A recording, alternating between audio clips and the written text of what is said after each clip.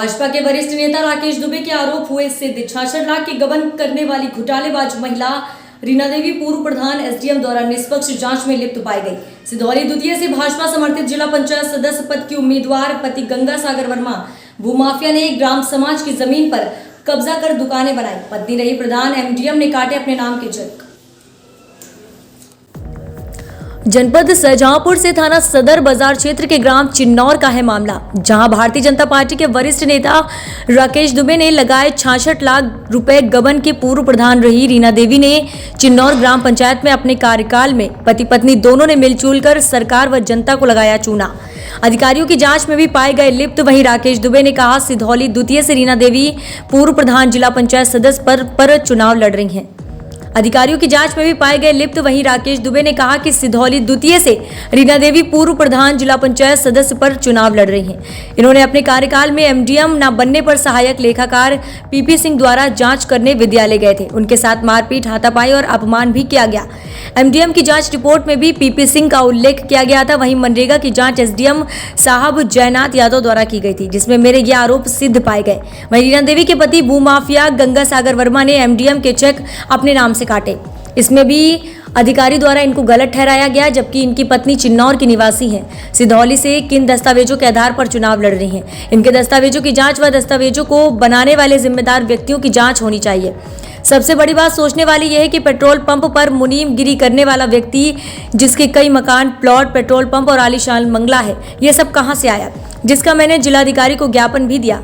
मैंने मांग की कि इतने घोटालेबाज महिला प्रत्याशी रीना देवी जिला पंचायत सदस्य पद पर चुनाव लड़ने जा रही हैं, इनका पर्चा खारिज किए जाने की मांग की।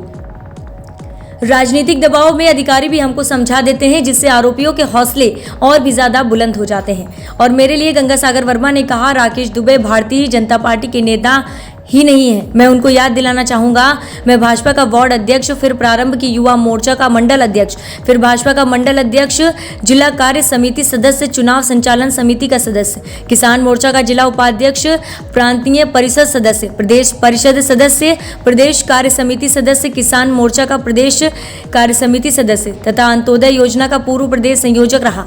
जिन्हें भाजपा की कुल फर्म नहीं पता, वो कहते हैं कि राकेश दुबे नेता नहीं। इनसे पूछा जाना चाहिए मैं जेल कब गया और जेल में कब बंद रहा। इतने गहरे आरोप बिना सबूत के लगाना अनुचित नहीं है। मैंने जो भी आरोप लगाए हैं वह जांच सिद्ध, गमन सिद्ध हो जाने के उपरांत लगाए हैं और मैंने जांच नहीं की। जांच तो अधिकारियों ने की है, जिसकी फाइल बहुत मोटी डीपीआरओ के ऑफिस में देखी जा सकती है। अगर मुझे यहां से न्याय ना मिला तो मैं चुनाव के बाद लखनऊ में मुख्यमंत्री के समक्ष धरना प्रदर्शन करेंगे। धरना प्रदर्शन जारी रहेगा जब तक मुझे न्याय नहीं मिल जाता।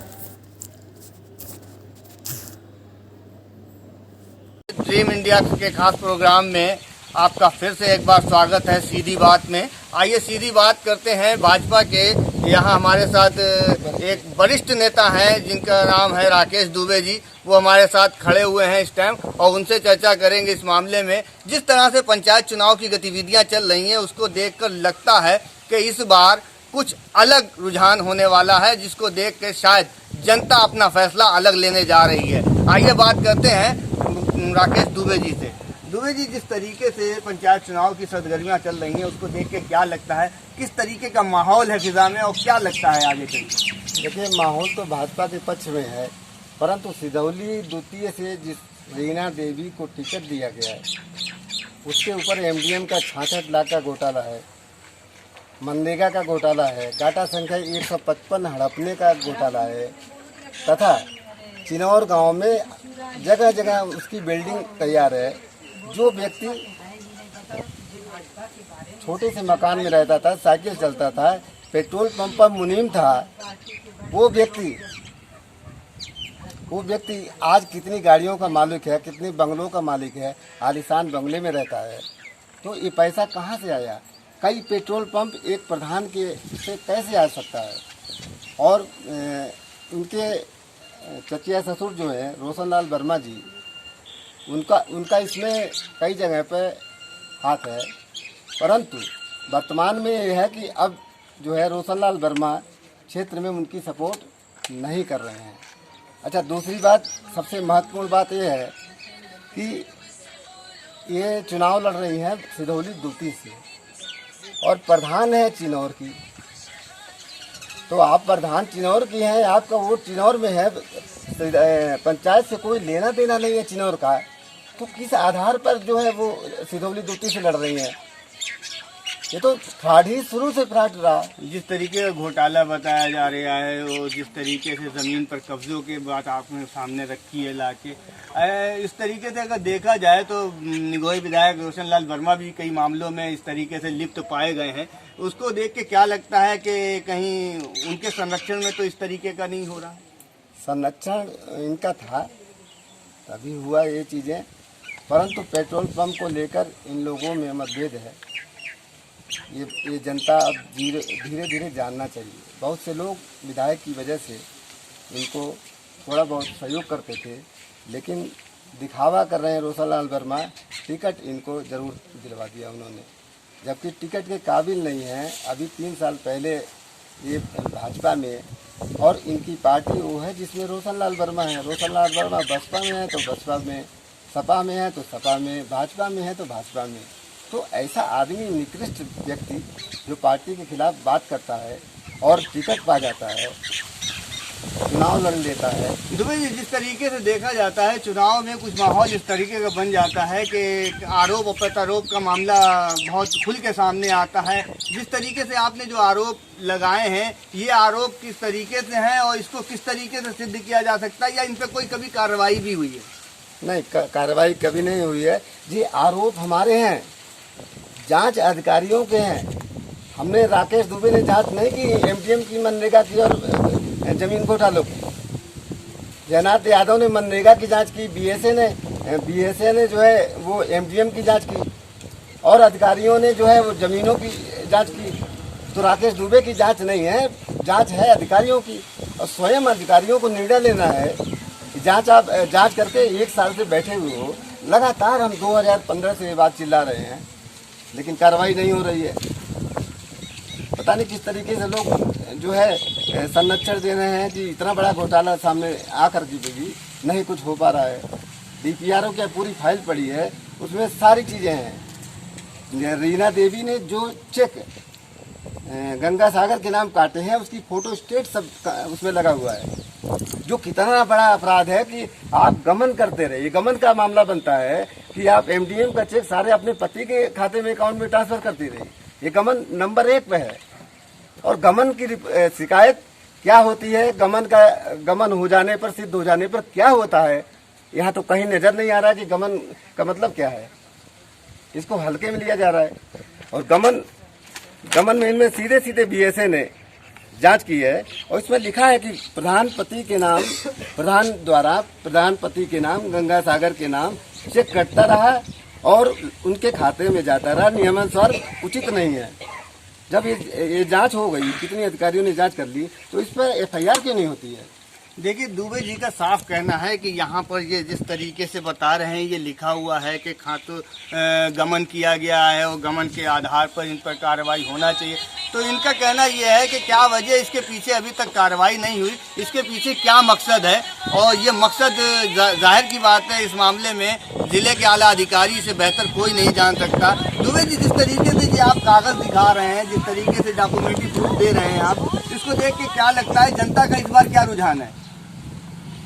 जनता का रुझान जो जहाँ जहाँ भ्रष्टाचार उजागर हुए हैं, जनता का रुझान जो है वो सीधे सीधे जो है वो अच्छा कैंडिडेट पर होगी। पहले के चुनाव में हो जाया करता था कि जैसे चाहे तैसे जीत जाए, लेकिन जनता समझदार हो गई है, वो किसी भी कीमत पर जो है वो जिताने नहीं जा रही। बाकी कैंडिडेट भाजपा के हैं, वो सारे ठीक है, लड़ रहे चुनाव, परंतु इस दागी व्यक्ति को टिकट दे करके भारतीय जनता पार्टी ने इतना बुरा काम किया है, जिसको हम शर्म आती है।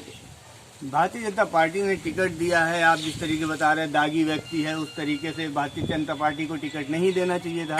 लेकिन वहीं एक बात ये भी सामने आ रही है कि क्या भारतीय जनता पार्टी के लोग जिस तरीके से प्रत्याशी को अपने सपोर्ट करेंगे या इसको नकार देंगे, क्या लगता है? नहीं, इसको इतना जनता बेवकूफ़ नहीं है। सारे पंपलेट बट रहे हैं, मीडिया पे आप लोगों के माध्यम से सही चीज़ आ रही है, तो जनता बेवकूफ़ नहीं है। एक किसी नंबर पर नहीं रहेंगे। रीना देवी वहाँ से हार के आएंगी, तीसरे चौथे नंबर पे ही रहेंगी। दूसरी बात, एक फ्रॉड, इसको आप लोग ये क्यों नहीं देखते कि एक फ्रॉड से शुरुआत हुई है। हमारा वोट यहाँ है, हम सिधौली में कैसे चुनाव लड़ सकते हैं, बारडोह में या देहात में? तो ये कितना बड़ा फ्रॉड करके झूठा बनाया गया है, वोट झूठे बनाए गए हैं, इसको वहीं पे कैंसिल करके और इसका पर्चा कैंसिल कर दिया जाना चाहिए था। राकेश दुबे जी ने इस टाइम बहुत बड़ी बात का खुलासा किया है कि वोट फर्जी बनाए गए हैं। तो वोट जिस तरीके से फर्जी बनाए गए हैं उसको देख के लगता है कि हर बार चुनाव में इस तरीके से फर्जीवाड़ा चलता है। चुनाव में हर चुनाव में निगोही में प्रधान की जब चुनाव होता है तो कम से कम 200 वोट यहाँ से चिनौर से बने हुए हैं, नारायणापुर गांव पड़ता है वहाँ के बने हुए हैं। हमने उसकी सूची दी थी कि ये जो है ये लोग वहाँ भी वोट डाल रहे हैं, वहाँ भी वोट डाल रहे हैं, जबकि आजकल आधार कार्ड के पर एक जगह से दूसरी जगह जो है वोट नहीं हो सकता है, आधार कार्ड जमा होता है। तो ये प्रधान रहते हुए कैसे वहाँ के वोटर बन गई और कौन से महीने में बनी और किस प्रधान यहाँ पर थी? तो इसकी जांच होनी चाहिए। ये तो बहुत जो है महत्वपूर्ण बात है कि हम ही चाहें कि ये सिधौली में लड़ जाए तो नहीं लड़ सकते हैं, क्योंकि हम नगर निगम में है, सिधौली में नहीं है। तो इसी प्रकार से इनके साथ क्यों नहीं किया गया? ये वोट कैसे बने? वोट बनाने वालों पर कार्रवाई होनी चाहिए और इन पर खुद साक्ष्य देने वालों पर भी कार्रवाई होनी चाहिए। सारा मामला भ्रष्टाचार का FIR हो जाती, पर्चा कैंसिल हो जाता है। बाकी जांच का कोई विषय ही नहीं है, जांच पर कार्रवाई होने का विषय है। जो अधिकारियों ने जांच की, केवल राकेश दुबे या किसी अन्य ने जांच नहीं की, अधिकारियों की जांच के ऊपर कार्रवाई निश्चित रूप से चुनाव से पूर्व ही हो जाना चाहिए। तो देखा आपने राकेश दुबे जी ने किस तरीके से बात को हमारे चैनल के माध्यम से रखा है और रख के पूरी बात पर चर्चा हुई है, जिसमें उन्होंने इस बात के लिए साफ तौर पर कहा है कि चुनाव कोई भी हो लेकिन फर्जी वोटिंग भी होती है। अब सवाल यहाँ पे ये आता है कि पंचायत चुनाव में जिस तरीके से धांधली की जा रही है या घोटाले हुए हैं, उन पर सरकारी महकमा किस तरीके से संज्ञान लेता है या जिले के आला अधिकारी जो हैं वो इस पर सुध क्यों नहीं ले रहे हैं? क्या इस पर जिले के आला अधिकारी रिकवरी के आदेश करेंगे या पूर्व प्रधान रीना देवी जो हैं उनके ऊपर किसी तरीके की जांच बैठा ली जाएगी या कोई मुकदमा दर्ज किया जाएगा? ये एक बड़ा सवाल है। तो आपने हमारा प्रोग्राम देखा सीधी बात में जिस तरीके से राकेश दुबे जी कुछ और भी कहना चाह रहे हैं, आइए बात करते हैं। जांच का विषय ही नहीं है। जांच में तो हम 2015 से लेकर 2021 तक लगातार जांच हमने करवाई, अधिकारियों ने अपनी सही रिपोर्ट दी। अब FIR की जरूरत है और उनका वोट कैसे बना? वहाँ पर प्रधान यहाँ की है, वोट बन गया सिधौली में। 2 जगह वोट किसी का नहीं हो सकता, इस पर कार्रवाई होनी चाहिए, FIR होनी चाहिए, जिन लोगों ने वोट बनाया या जिन लोगों ने वोट जो है बनवाया। एक बहुत गंभीर प्रश्न पूछ रहा हूँ, आप पार्टी के कार्यकर्ता हैं, आप पार्टी के एक अच्छे लीडर में से हैं, अगर इस मामले में पार्टी या अधिकारी संज्ञान नहीं लेते हैं तो अगला कदम आपका क्या होगा? हमने अगले कदम के लिए मुख्यमंत्री जी के यहाँ धरना देने का हमने लिखा भी है इसमें कि अगर FIR नहीं होती है, विधि सम्मत कार्रवाई नहीं होती है, तो अगला कदम चुनाव, पंचायत चुनाव के बाद हम मुख्यमंत्री के यहाँ बैठेंगे। और मुख्यमंत्री को हमने ये ज्ञापन भी दिया था, मुख्यमंत्री द्वारा ही जांच और तेजी से शुरुआत हुई थी। तो अगला कदम आत्मघाती कदम होगा। जैसा कि आप लोग मालूम है कि हम मिड डे मील से मुझे बहुत प्रेम है। 2008 में इसी तरीके से प्रधान जो है वो मिड डे मील नहीं बनवा रहा था। हम स्कूल में गए तो देखे बच्चे जो है मायूस होकर घर जा रहे थे धीरे धीरे।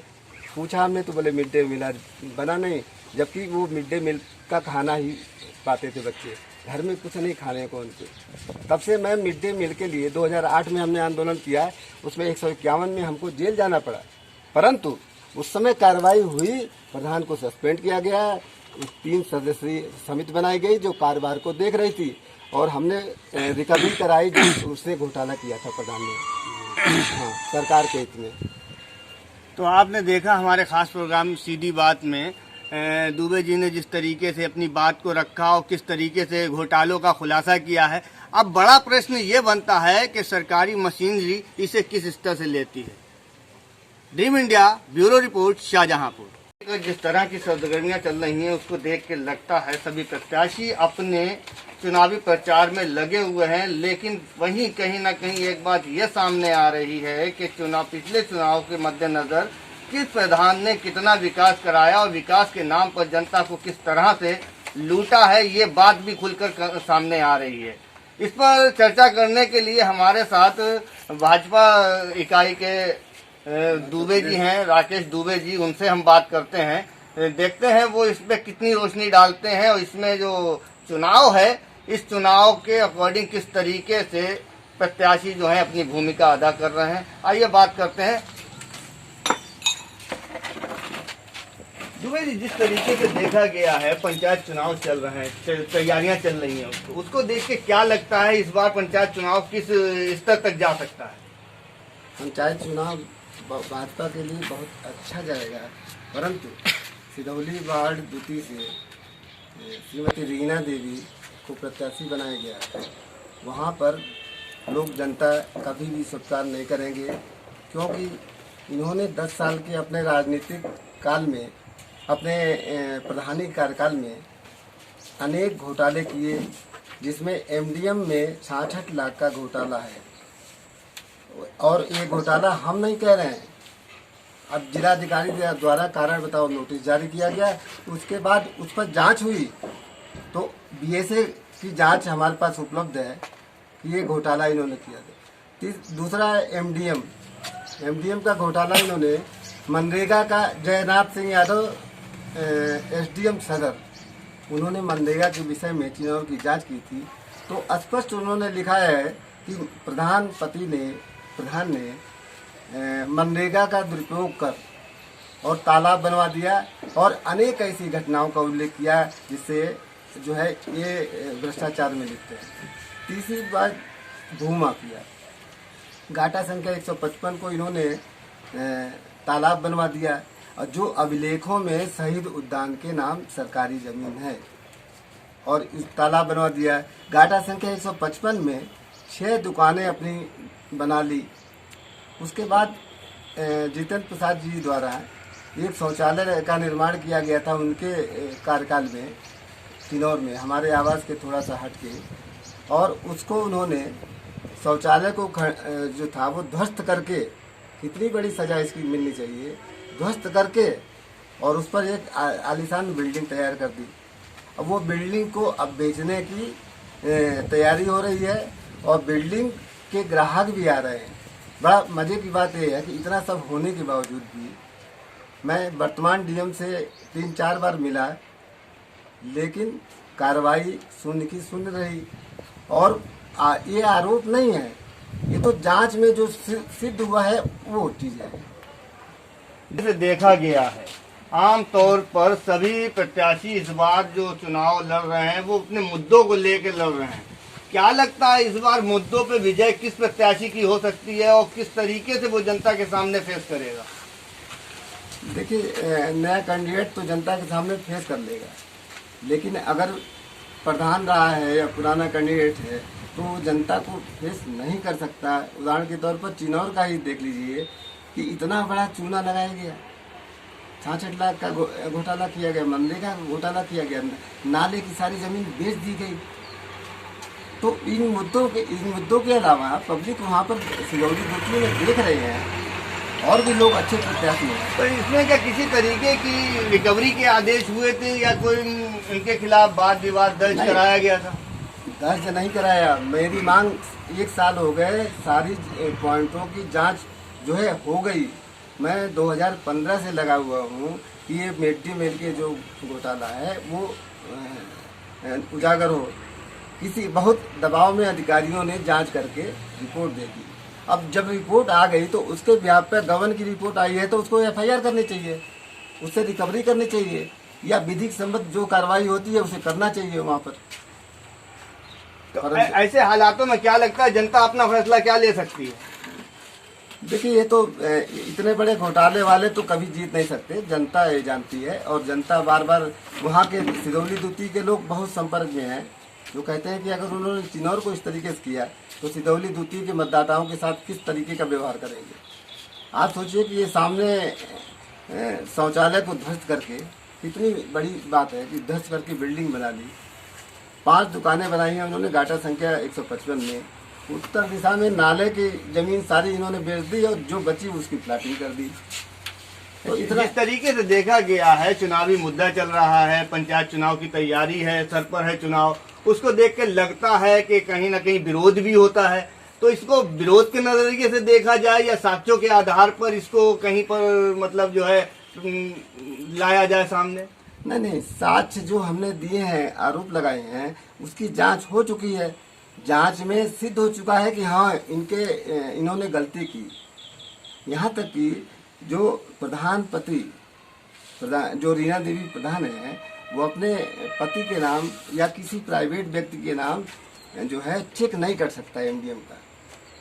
कितना बड़ा घोटाला है। अब वो लगातार 5 साल तक चेक रीना देवी काटती रही एमडीएम का, अब उनके गंगा सागर के अकाउंट में जमा होता रहा। इससे बड़ा मतलब हंसी वाली बात कोई हो ही नहीं सकती। और 1 साल ये हो गया, सिद्ध हुए 1 साल में लगातार हम मांग कर रहे हैं कि एफआईआर हो, विधिक सम्मत कार्रवाई हो, तो मामला आगे बढ़े।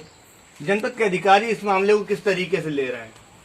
जनपद के अधिकारी सही तरीके से ले रहे हैं, लेकिन राजनीतिक दबाव के कारण वो निर्णय नहीं ले पा रहे हैं। और जबकि योगी जी ने उस प्रधानों की जांच के लिए लिखा था, और ये जांच पहले से चली आ रही है 2015 से। इस तरीके से पंचायत चुनाव की तैयारी चल रही है, उसको देखकर एक बहुत बड़ी बात आई है, जिसमें हमारे साथ राकेश दुबे जी चर्चा के लिए थे साथ में हमारे। तो उन्होंने बताया है कि पूर्व प्रधान ने ये पिछले पंचवर्षीयों में कितना घोटाला किया है, किस स्तर तक घोटाला किया है, लेकिन उस पर सारे साक्ष्य होने के बावजूद भी अभी तक कोई कार्रवाई नहीं हुई। और यहाँ तक कि अगले जो चुनाव आ रहा है, पंचायत चुनाव, उसकी तैयारी में लगे हुए हैं। उनका कहना है, साफ इस बात का दावा है कि जनता उनको नकारेगी। लेकिन अब देखना ये होगा कि पंचायत चुनाव जिस तरीके से सरगर्मियां पकड़ रहा है, उसको देख के क्या लगता है कि आने वाले पंचायत चुनाव में विजयी कौन होगा। और रहा सवाल पूर्व प्रधान का, तो इस पे सरकारी अमला या प्रशासनिक अधिकारी क्या कार्रवाई करते हैं। Dream India bureau report, Shahjahanpur. जहाँ तक गंगा सागर प्रधानपति के भ्रष्ट कारनामों के उपरांत उन्होंने बयानबाजी की, जिसमें हमको अनेक गलत शब्दों का प्रयोग किया। गलत शब्दों का प्रयोग से मतलब है कि यहाँ तक कह दिया कि वो भाजपा के नेता ही नहीं, जबकि 98 से लेकर और 2019 तक के सारे रिकॉर्ड मेरे पास मौजूद है।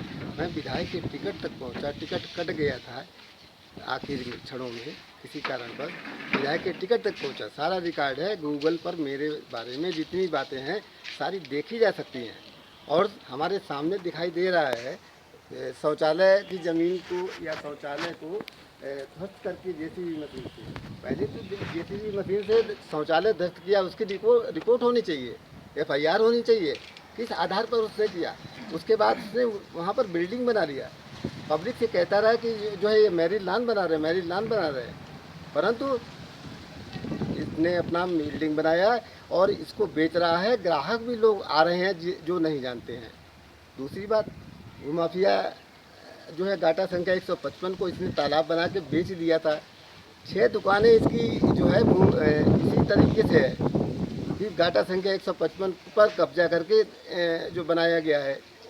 और इसके कई मकान हैं चिनौर में, एक मकान आजकल लोगों के पास नहीं होते, ये और इसके कई मकान हैं।